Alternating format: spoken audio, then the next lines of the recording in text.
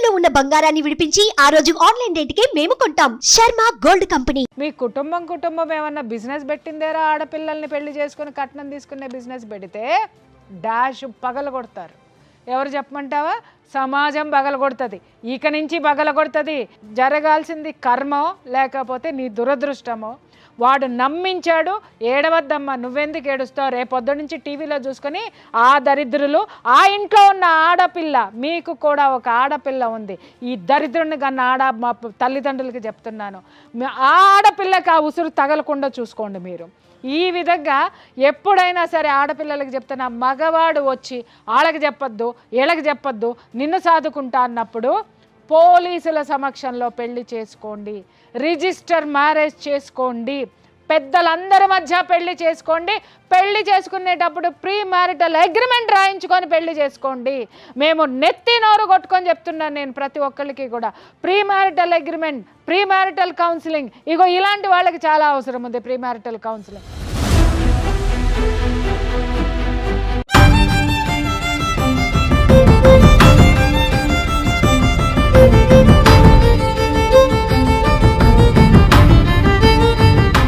నువ్వేం పని చేస్తావు? బస్కిట్లో చేసేదాన్ని మేడం. అక్కడ చేసి నేను డ్యూటీ చేసుకునేదాన్ని. నాకు ఈ అబ్బాయి అక్కడ పరిచయం అయ్యాడు. మ్యారేజ్ కాలేదనుకొని నాకు ప్రపోజ్ చేశాడు ఆయన.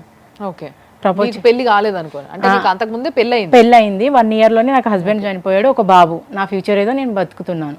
ఏం జరిగింది మీ ఆయనకి కొంచెం హెల్త్ ఇష్యూ ఉండడం వల్ల వాటర్లో పడి ఆయన చనిపోయాడు మేడం. మరి పిల్లగాడు మీ బాబు? ఇప్పుడు బాబు 11 వెళ్ళి 12 నడుస్తుంది. పెద్ద పిల్లగాడే ఉన్నాడు? పెద్ద పిల్లగాడు. ఓకే, సో ఈ ఏజ్లో బాబు ఉండగా నువ్వు బిగ్ బాస్కెట్లో పని చేస్తుంటే నీకు ఒక పిల్లగాడు కలిసిండు. అక్కడ ఆయన పరిచయం అయ్యాడు. నాకు పెళ్ళి అయింది. నా వెనకాల నువ్వు పడొద్దని నేను అబ్బాయికి చెప్పాను మేడం. అలా ఫ్రెండ్స్ లాగా 1 year మా జర్నీ అలా నడిచింది. మనం ఇల్లు తీసుకొని విడిగా పోదామని చెప్పాడు ఆయన. 2020లో డిసెంబర్లో చెప్పాడు.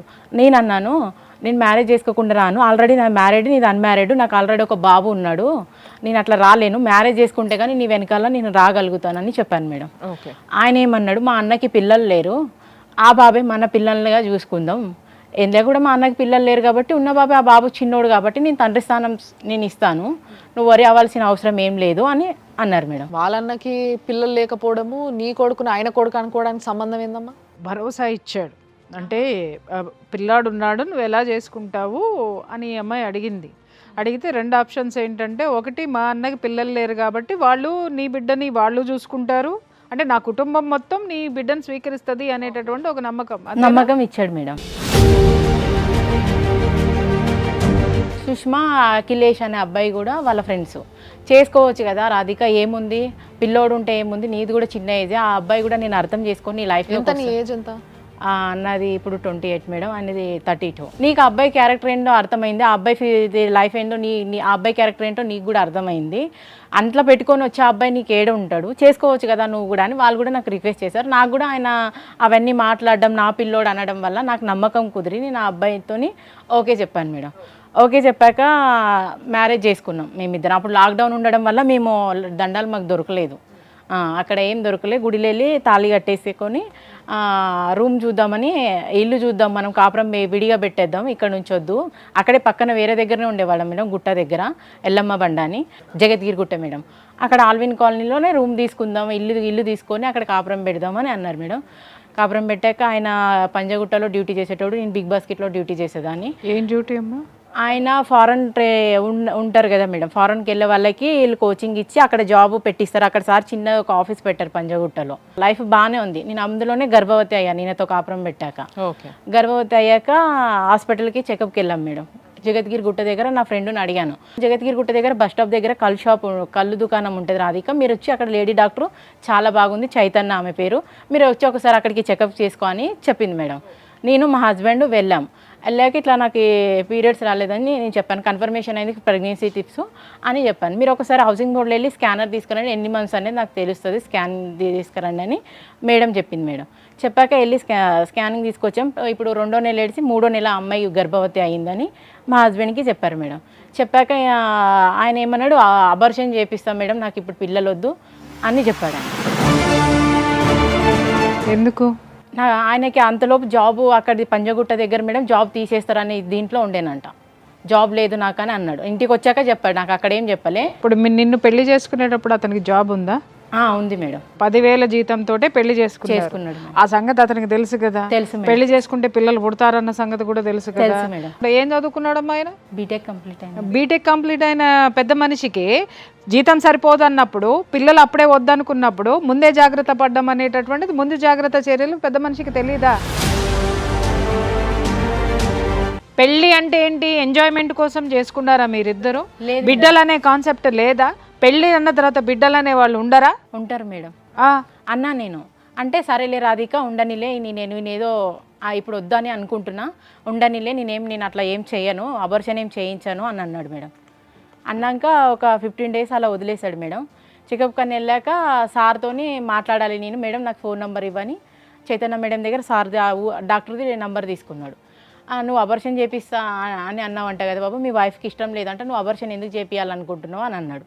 అన్నాక అవును సార్ నేను చేపియాలని, అప్పటికి మళ్ళీ ఆయన డ్యూటీ వెళ్ళిపోయింది. డ్యూటీ లేదు మేడం, నేను ఒక్కదానే డ్యూటీ చేసేదాన్ని బిగ్ బాస్కెట్లో, ఆయనకి జాబ్ లేదు అప్పుడు. నీకెంతమ్మా సాలరీ? నాకు 15,000 మేడం. నేను బయట కూడా వేరే వర్క్ చేసేదాన్ని, కుకింగ్ కూడా వేరేగా అపార్ట్మెంట్లో చేసుకునేదాన్ని మేడం. అట్లా ఒక 25. కాదమ్మా, ఆడపిల్లవి బయట వంట చేసుకుంటా, పిల్లగాన్ని చూసుకుంటా, ఇటు బిగ్ బాస్కెట్లో పని చేసుకుంటా ఇంత చేస్తున్నావు, మరి నీ మొగుడు ఒక ఉద్యోగం సంపాదించుకోలేడా? నీకు బిడ్డ చదివి అది కూడా. నువ్వేం చదువుకున్నావమ్మా? నేను 5th చదువుకున్నా మేడం. కర్ణాటక 5th క్లాస్ చదివి నువ్వు 25,000 అమ్మాయి సంపాదిస్తుంటే బీటెక్ చదివిన గాడిదకి 10,000 ఉద్యోగం పోగొట్టుకోవడం తెలిసింది.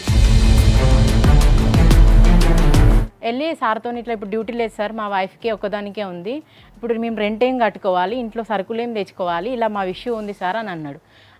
అది డాక్టర్తో మాట్లాడాడు సార్ మేడం, మా హస్బెండ్ మాట్లాడితే డాక్టర్ ఏమన్నాడు, మీ వైఫ్కి ఇష్టం లేనిదే మేము బలవంతంగా ఒక పిండాన్ని మేము చంపేయలేము, నువ్వు దీంట్లో నన్ను ఎక్కువ ఇన్వాల్వ్ చేయొద్దు, ఏదైనా ఉంటే ఆ అమ్మాయి పేరెంట్స్ కానీ మీ పేరెంట్స్ని కానీ తీసుకొచ్చి నువ్వు మాట్లాడి ఏదైనా చేసుకో, దాన్ని నన్ను ఇన్వాల్వ్ చేయొద్దు, నువ్వు వెళ్ళిపోను.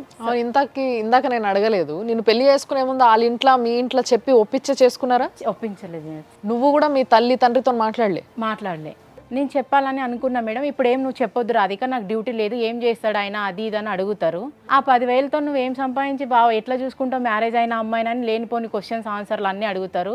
నేను అంత హెడేక్ పెట్టుకోలేను, నా మీద నీకు నమ్మకం ఉందా లేదా, నేను మా అమ్మ మీద ఒట్టేసి నేను తీసుకెళ్తున్నా, వస్తావా రావా నువ్వు? ఇప్పుడు 4 నెలలు 5 ఇక్కడ ఇంకో విషయం అర్థమవుతలే నాకు, వాళ్ళ ఇంట్లో కూడా మాట్లాడలే మేడం. మరి అట్లాంటి మనిషి, మా అన్నకి కొడుకు లేడు, పిల్లలు లేరు, వాళ్ళు కూడా మంచి చూసుకుంటారు నీ కొడుకుని, పోదాము అందరం కలిసి ఉందాం అన్నాడు అని నువ్వే చెప్తే ఇందాక. మరి ఎట్లా లాజిక్ ఎట్లా కుదురుతుంది చెప్పు, నువ్వు చెప్పు నాకు. ఆయన అలా చెప్పాడు మేడం, నాకు నేను నమ్మేశాను అన్ని విధాలుగా ఆయన.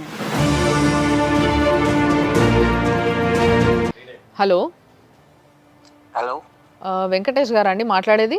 చెప్పండి సార్, యాక్చువల్గా మీ వైఫ్, మీ ఫస్ట్ వైఫ్ మా దగ్గర ఉంది, పేరు రాధిక, సుమన్ టీవీకి వచ్చింది. కట్ చేసాడు. ఇంత ఘోరంగా ఉంటారంటే చీ చీ చీ చీ. హలో చెప్పండి సార్ నమస్తే.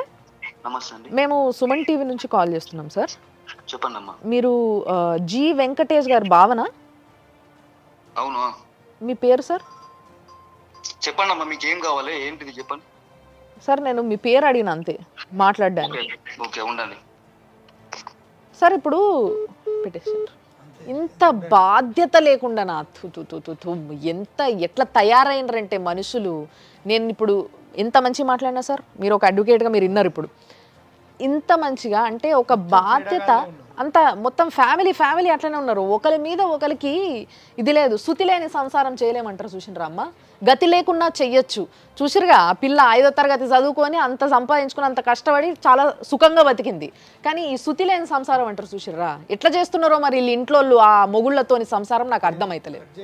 హలో, ఎవరండి మాట్లాడేది? చిన్నారి మీరేనా? ఓకే. రాధిక సుమన్ టీవీ స్టూడియోకి వచ్చిందండి. తనకి ఇప్పుడు ఒక ప్రాబ్లం నడుస్తుంది అని చెప్పేసి, మీకు తెలుసా ఇది కథ అంతా? చెప్పిందా? అంటే భార్యాభర్తలుగా వీళ్ళిద్దరు మీ ఇంటి పక్కనే ఉండేటోళ్ళట కదా? అవునండి, మా ఇంటి పక్కనే ఉంటుంది. మంచినే ఉండేటోళ్ళ? కొట్టేటోడు అంట కదా ఒక్కొక్కసారి? బాగానే ఉండేవారు అనుకునే వాళ్ళం మేమైతే, తర్వాత తెలిసింది కొట్టేవాడు తిట్టేవాడు అని చెప్పేసి. ఓకే అండి, అదే జస్ట్ కన్ఫర్మేషన్ కోసం అని ఫోన్ చేసిన అండి. ఓకేనా?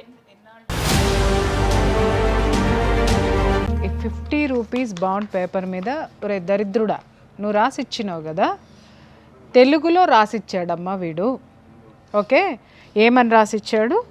నేను ఈ అమ్మాయితో 4 సంవత్సరాలు నేను ఉన్నాను కాబట్టి నేను ఈ అమ్మాయికి 5 లక్షల రూపాయలు కాంపన్సేషన్గా ఇస్తున్నాను, ఇక నుంచి మాకే విధమైనటువంటి సంబంధము లేదు. అండర్స్టాండ్? అయితే ఇక్కడ విషయం ఏంటంటే ఆ అమ్మాయిని పోలీస్ స్టేషన్కి వెళ్ళకుండా పక్క గల్లీలోకి రా, మన ఇద్దరం అగ్రిమెంట్ చేసుకుందామని పిలిచి వాడు చెప్పింది ఏంటి అంటే, నీ 10 లక్షలు నీకు ఇస్తా, నీతో ఉంటా అని చెప్పి నమ్మవలికి పిలిచి రాసిచ్చాడు. విషయం ఏంటంటే ఆ అమ్మాయికి తెలుగు చదవడం రాదు. వాడు రాసి ఇచ్చింది, మీరు అమాయకత్వం అన్నారు కదా, ఇది పరాకాష్ట. ఆ అమ్మాయి అమాయకత్వానికి పరాకాష్ట. దయచేసి నేను సమాజానికి చెప్తున్నాను. వాడు ఇంకా ఎంత లాస్ట్లో కూడా ఎంత దరిద్రుడా, నీకు తిట్టడానికి డిక్షనరీలో కొత్త పదాలు ఎతకాలి, మామూలు పదాలు నీకు సరిపోవు. ఇలాంటి ఆడపిల్లని నువ్వు ఇంత నీచంగా వాడుకుని 5 లక్షలు నువ్వు కడతావా? ఒక బిడ్డ తల్లికి 5 లక్షలు, అక్కడ 10 లక్షలు తీసుకుని మళ్ళీ ఆమె జీవితంతో ఆడుకుని 10 లక్షలు తిన్న గాడిద. ఇంకా ఎక్కువ తిట్లు వస్తున్నాయి, కెమెరా ముందు తిట్టకూడదు, కానీ నిన్ను మాత్రం ఎతికి పట్టుకుంటాను రా. ఎతికి పట్టుకుని మాత్రం నిన్ను ఎంత పెట్టాలో అంత పెడతాను నీ గడ్డి. పోలీస్ వారు ఖచ్చితంగా వాళ్ళ డ్యూటీ వాళ్ళు చేసిన ఎంక్వైరీ చేసిండ్రు, కానీ రిజిస్టర్ చేసిన కేసులు మాత్రం సరిపోవు. ఈమెకు జరిగిన అన్యాయానికి వాళ్ళు పెట్టిన సెక్షన్ సరిపోవు. 417, 420 అనేది ఓన్లీ చీటింగ్ చేసిండ్రు అనేది వాస్తవం. కానీ ఒక అమ్మాయి పోలీస్ స్టేషన్కి వచ్చి ఆమెను చేసి అబార్షన్ అయినందుకు డాక్టర్ పైన, దాంట్లో బాధ్యులైన వాళ్ళందరిపైన కూడా అది చాలా క్రిమినల్ కేసెస్ పెట్టచ్చు. అయితే అందరి మీద కూడా 376 కూడా అట్రాక్ట్ అవుతుంది. అంటే 7 స్టెప్స్ ఆఫ్ మ్యారేజ్ అనేది హిందూ మ్యారేజ్ యాక్ట్ చెప్తుంది. కానీ ఏ అవసరం లేదు.